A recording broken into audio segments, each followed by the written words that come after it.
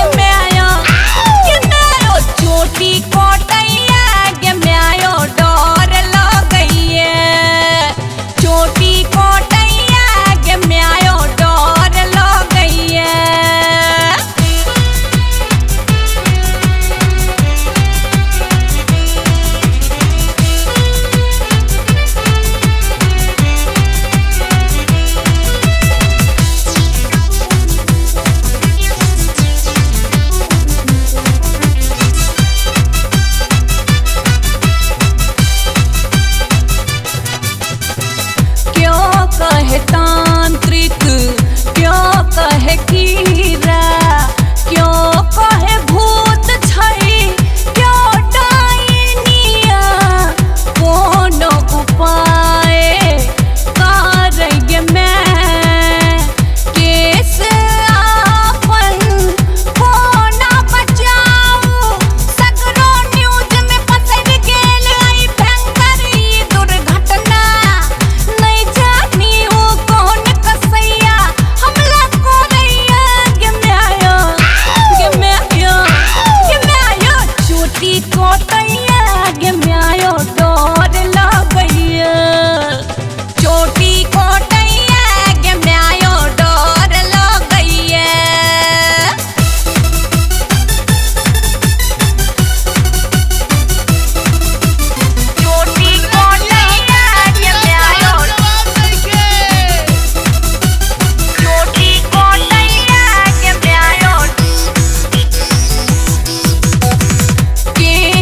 हमरा